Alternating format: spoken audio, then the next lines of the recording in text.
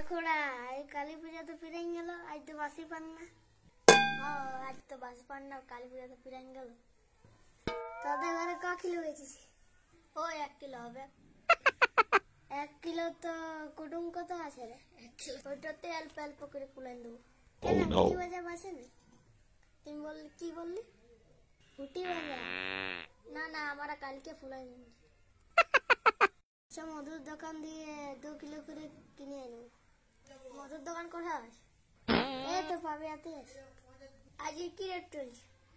আমি ফোন করলো বললো 680 টাকা। কিনে তত পয়সা নাই।